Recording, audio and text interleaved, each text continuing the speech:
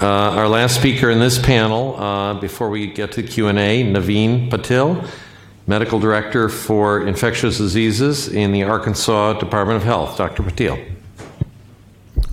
Good afternoon, ladies and gentlemen. Thank you for this opportunity, and I'm glad I don't have a PowerPoint because I won't be repeating many of the things that other speakers have spoken. I'll try to be brief in highlighting our program and what our barriers and successes are. Public health in Arkansas is centralized, which is very advantageous in implementing changes or policies. We have a very supportive leadership, which I feel is very important. Our Secretary of Health is an ID physician who's been there for about 6 years, so HIV and STD are of prime concern for him. And we have a strong infrastructure. We have 75 counties and we have 100 health clinics, and all are centralized. So each county has at least one clinic, and larger counties have more than one clinic. And we have a collaborative partnership. Everything is centralized, but the counties or the cities where the clinics are located, they provide for the infrastructure and management of those clinics, whereas we provide the funding and personnel and staff for all this. Nurses are highest paid in the state. Any nurse graduating from RN school, it gets paid about $65,000, which is unheard of in any other hospitals also in the state. But despite all this, having a strong support leadership, strong infrastructure, we still have the highest rates of sexually transmitted diseases in the country. And why is that? Arkansas is a rural state with 50% of its population living in rural remote areas, where access to care is very difficult. We might have 1 or 2 physicians in some of the counties, and apart from that, there is just one health unit. And some of our patients are afraid to seek care because some of their relatives are working in those clinics. So they tend to either ignore their symptoms or not be treated or try to go to other counties.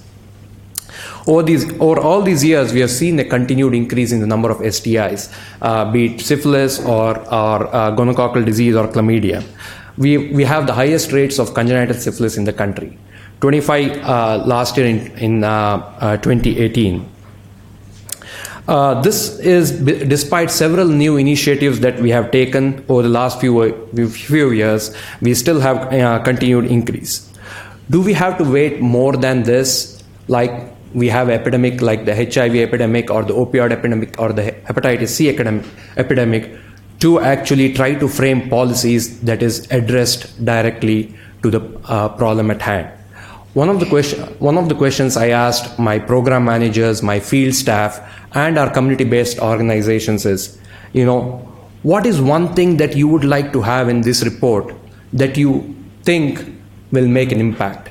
These were the same, questions that were answered when we had our first HIV state elimination task force meeting.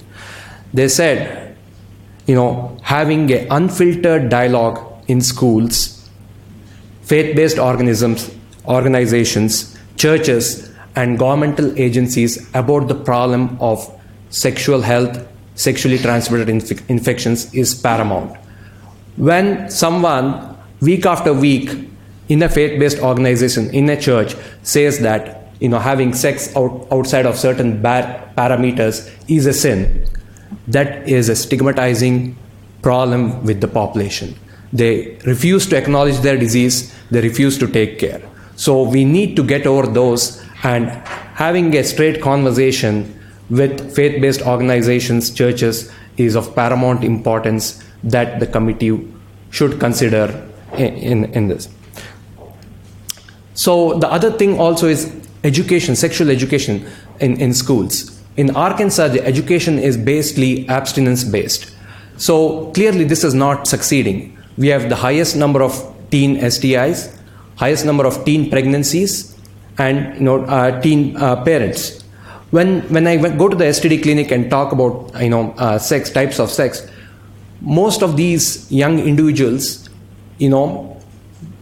think vaginal sex is what is sex. They don't think oral sex or anal sex is sex.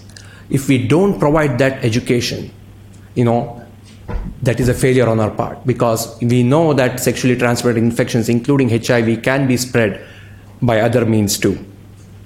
So the political climate, the barriers that we have is whatever we do depends on the political climate that is there prevailing in the state.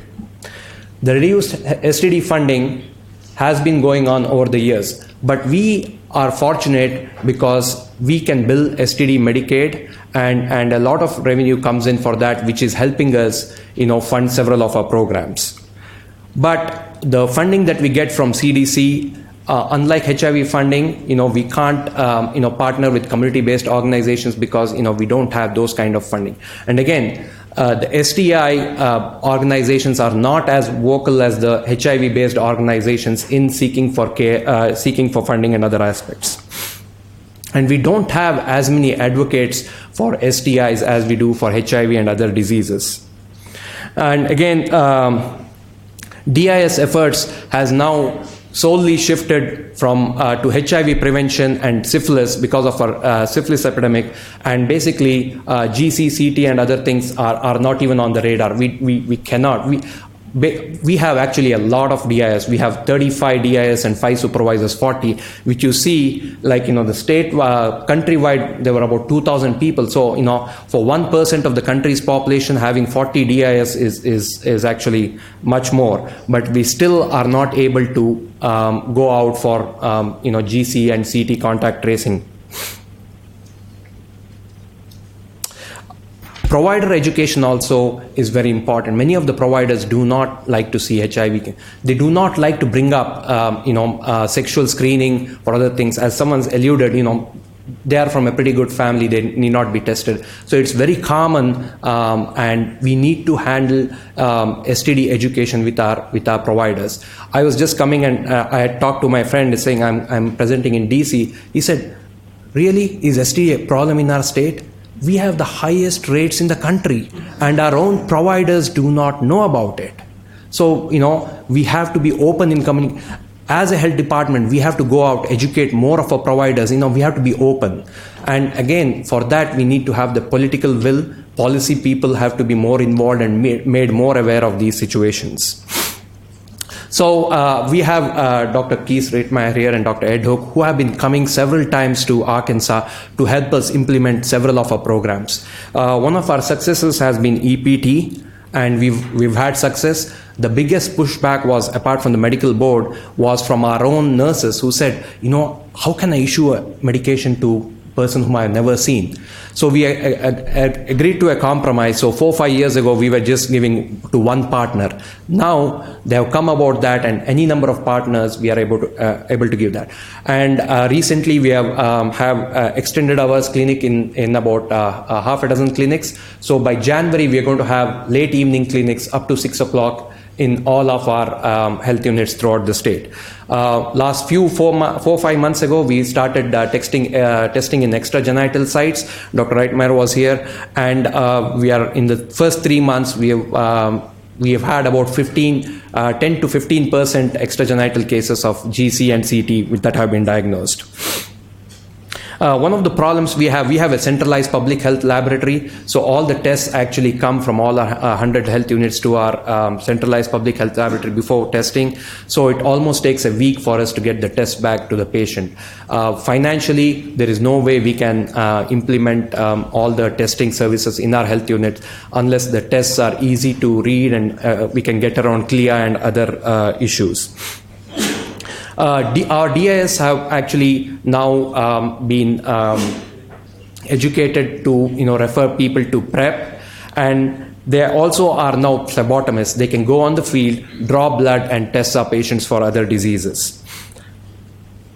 And again, integration of STD and HIV, we don't have any clear-cut differentiation of our DIS. They do as much work as they can do, but priority is still on HIV and syphilis.